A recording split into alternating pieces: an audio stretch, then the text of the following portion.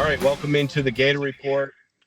Sorry we're remote today, Coach, but I appreciate you taking some time. I'm down in Plant City today for the Gators Club Lacrosse travel program. We got Saturday, Sunday tournament. Yesterday, they won both of their games, one in double overtime, and then they won their first game today in double overtime. So, looking to get back over there and catch the second game.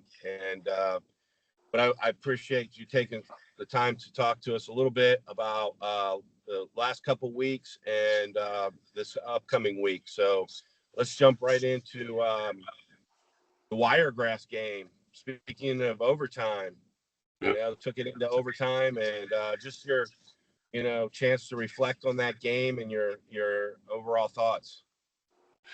Yeah, well, first, thanks for being able to do this. I know it's remotely, but I like to be able to do it with you every week. And I'm glad the teams are doing good out in Plant City. So we'll get through this so you can get back to the action and enjoy the games.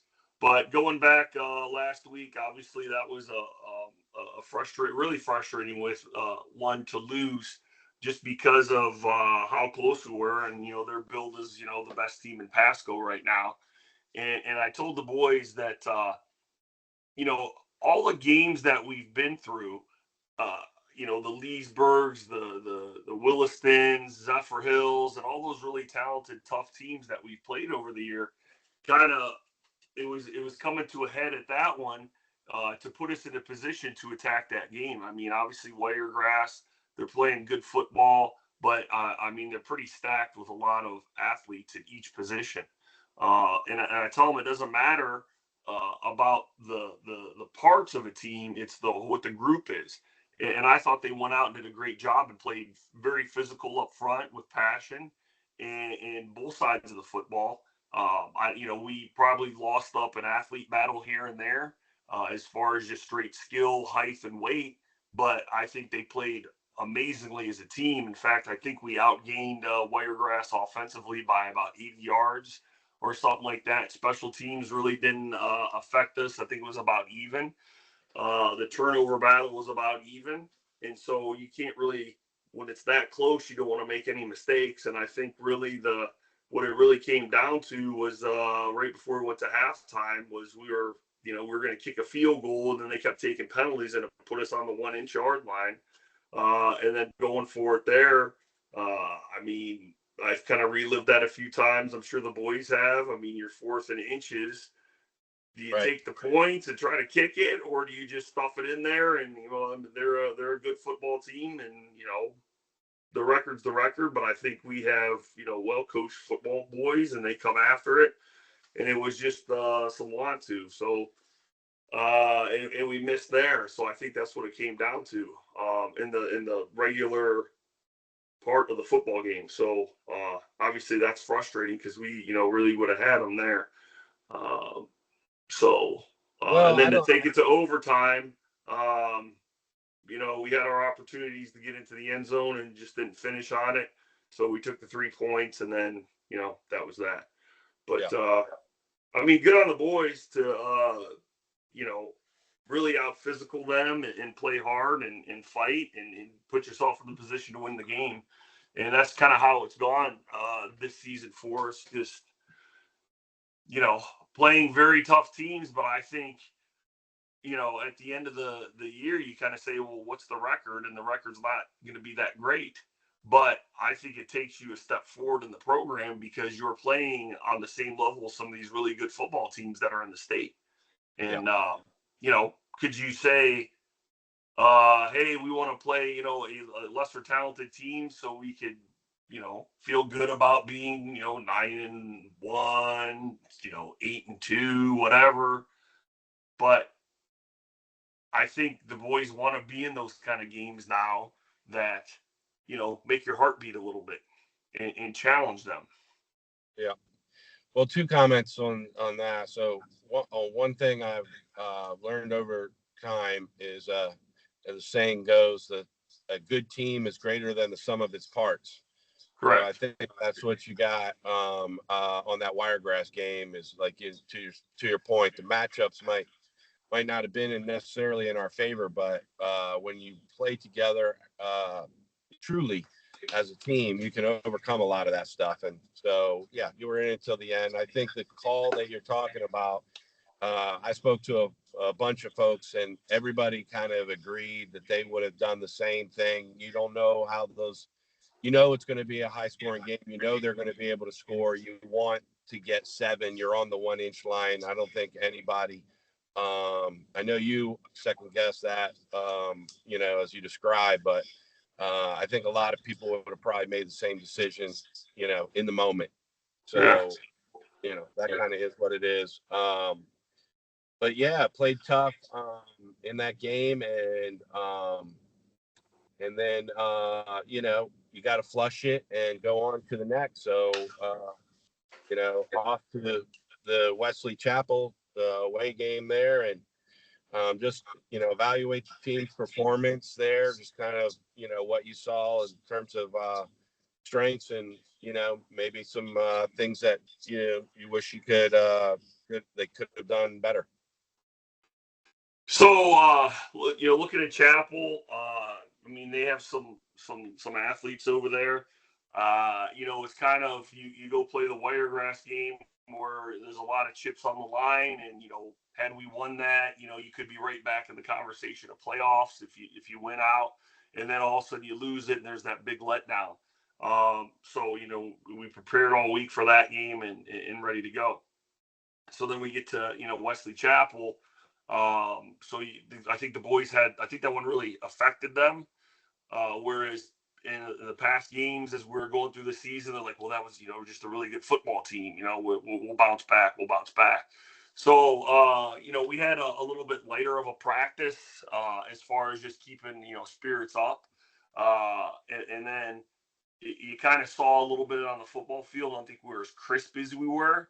I don't think the boys were as up as they, should be for a football game.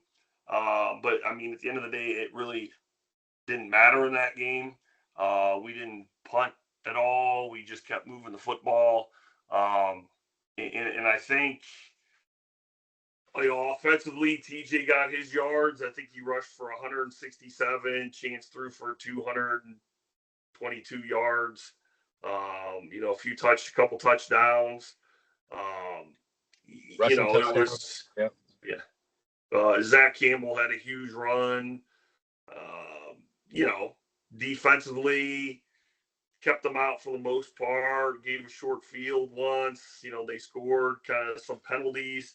The one thing that's disappointed is the penalties, and we've talked about that, being on that. And then, so you play, and I don't know what the final score was, 42-14, I believe it was, at the end of it.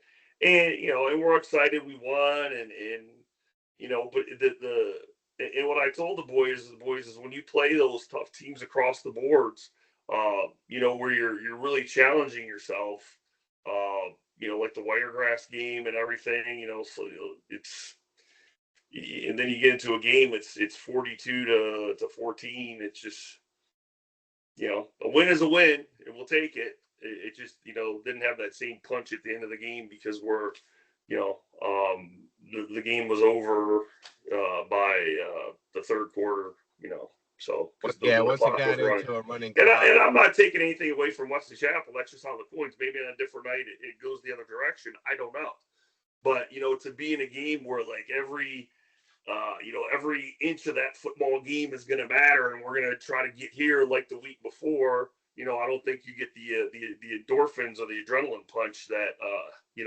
you got over at Wesley Chapel or at Wiregrass. Right.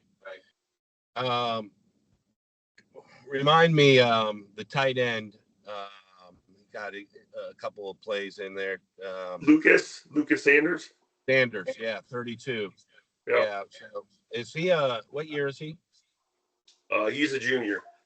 Okay. Yeah. So I'm hoping him to grow into the role that Zach Campbell's doing. I almost feel like Zach, he's done a great job at the Y position, tight end position, but he's almost more of a hybrid H. What all the teams are using it, and then we started getting into the I and use him as a true fullback, a true F. And I think he's really shined. And then, to the point where, like, hey, we're going to put a dive in for you to see if it works. And he runs off like 50 yards. So that was a lot of fun to watch. And then, Lucas is about the same kind of body type as he is. If we could put the strength on him to do what Zach's doing, it would be a nice little transition, working him into that position. Mm-hmm. And then you had on special teams, you had a different strategy. Beginning of the season, you're kind of kicking it away on the kickoffs, and then some point halfway through the season, you start more kind of these bouncing these down the middle of the field, and ended up with a recovering one of those against the Wildcats. Yeah, so as Ian develops, and he's doing a great job. His field goals have come a long way, and he's, getting, pushed back further and further. We can't drive it all the way to the end zone just yet. So it's always, on special teams, that's one of, the biggest fears of a high school coach is, kicking it deep and having an athlete back there that could just, bounce around and pinball off people and get upfield. So we said, instead of, giving the opportunity to get some, easier points on a kickoff, let's just, spread it all over the field, bounce it, pooch it, try to get in different places. That way they don't have an opportunity to return. And I think that's made a big difference. Now, it goes both ways, because then you kick it deep and someone gets it and our defense is starting at, the 50 to play defense. Or do you, with a possibility of taking it all the way back to the end zone, or do you pooch it and they get it at the 40 to start and they move it back to the 50, but no possibility because our guys are down to the tackle. So obviously the best thing would be able to do is to drive it to the end zone and have a long field, because I think we've lost that field position battle on special teams, but that's where we're at right now. So, but I think it's helped us. Yeah, and I wanted to also get your take on, I think it was a 4th and 10 where you guys went for it on 4th down a bunch against Wesley Chapel, but one particular one, I think it was a 4th down play where Houston found Clemente in the end zone for some spectacular catch. I wasn't able to see that on the broadcast, the streaming thing, but what set that up, and can you walk us through sort of that play? I don't think that was a 4th down play, but we saw him coming down. I mean, obviously when you have a running game like we've had, this year, really, I mean, TJ's really high in the standings in rushing. They're going to start playing you different, and it kind of is and this is a really great thing that happened for our team, especially this game, and I'll let you know on this because it's really good to see. So they're going to play a middle field safety, and they're going to crowd the box. A lot of teams have been playing us with 8-man fronts and stacking the box, and we've still been able to run the football on them and gain, 5 yards, 3 yards, 8 yards back and forth and keep it balanced. And then the question always comes out, well, why don't we just take a shot? Well, sometimes it turns into 50-50 balls. And, as we get clips of 5 yards and here and there, it's let's just stick with that until we can't anymore and push them out and really be able to take advantage when the safety creeps down. So that kind of reared its head against Wesley Chapel. They had those guys down where I felt like we matched up better with the guys on the outside. So I moved Clemente around a little bit so he could get away off the press, and then he just took off down the field, and Chance found him. Nice little bomb, and it really complemented itself back and forth for the run game and the pass game, which is great to see. And here's where we kind of took a step step forward as an offense. Beginning of the season, our receivers like, Coach, just get me the football. Coach, just get me the football. And I said, we'll get you the football, but we got to make sure those windows get open by having a run game, and making them forced to have conflict players, that we call them, to stack into the box.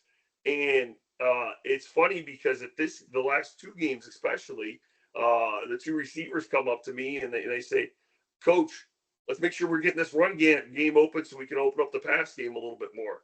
And I'm like, hey, we learned something, so, Yeah. and even, Chance Houston, I mean, he's, I know he wants to throw and out, but I think he sees it opens up the field a little more when they have that threat of a run or pass option there. So, Yeah. I thought we took a big step forward there, just seeing how it complements itself. And it's not just, flag football, we're just going to be throwing down the field. Hey, the protections have to mesh up with the quarterback's drop, with the receivers, but we still have to keep them on edge and not be predictable and say, we're still going to be able to run the football, put as many people in the box as you want, and we're going to run the football.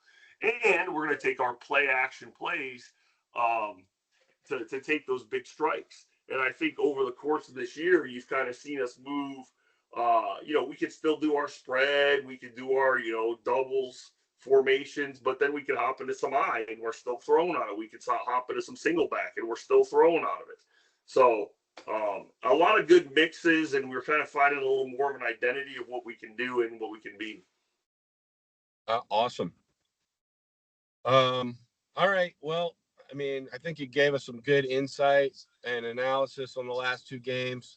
Got the final game coming up, the makeup after the hurricane, and one everyone looks forward to every year in Land O'Lakes, Lutz area. That's the Butter Bowl. So Thursday night at 7:00.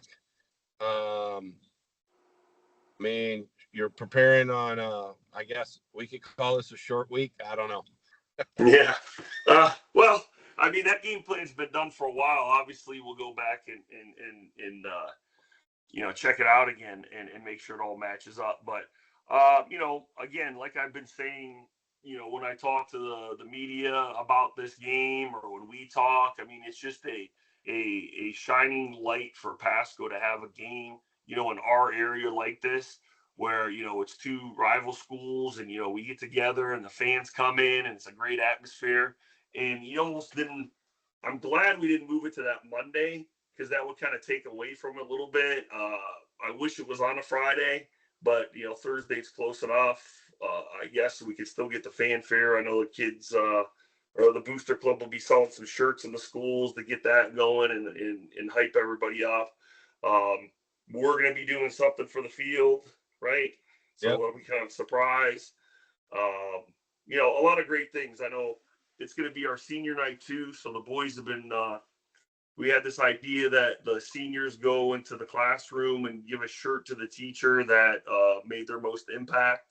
So that's going to be there. The boys are going to be out doing the car rider lines for their elementary schools that they went to, kind of just, being back in the community and seeing the little kids. So a lot of great things. And we kind of mashed it all into, this one just because of the hurricane situation and everything. So there's going to be a lot of activities, a lot of distractions, but then, this is prior to when I got here, this was the game that mattered the most to Land O'Lakes. Hey, we just got to win this one, right? Where I said, hey, the game you're playing that week is the important one. So now we're finally here to the Sunlight game, and this is important because it's our next game and our final game. But we want to be able to send the seniors out on a good note, and play this one well, and get after them. They always say when you play the rivalry games, the records go out the door, and it's going to be a physical football game, and it will be. Yep. Absolutely, it's been traditionally that. We kind of talked about this before. Is we want to play it with class too. We don't want to have all the penalties and stuff like that. And I've already told the boys, if you start getting into it, we're not going to go out there. I'm not going to let you embarrass yourself. You're just going to be pulled off the football field, and put a younger guy in. So because we're not going to do that, and that's part of kind of growing up the football program and making sure that we're playing the game properly and how it's supposed to be played. Yep. Yep. Looking forward to it.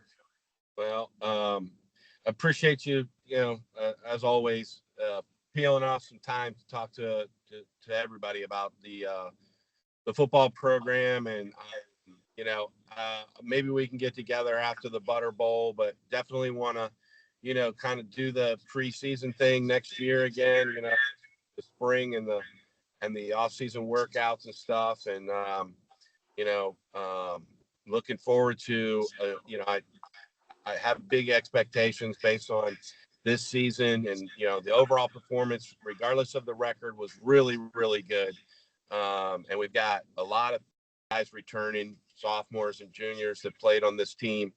So I think we have some pretty good expectations for next year. And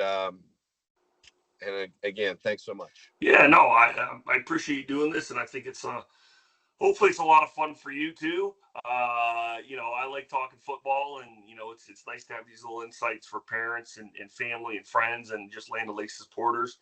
So I'd like to have a kind of a wrap up after the Butter Bowl with you, and kind of talk about what we're going to do going forward, and then we'll put it all together. But I know you got to go and watch some lacrosse, so you enjoy that. Yeah.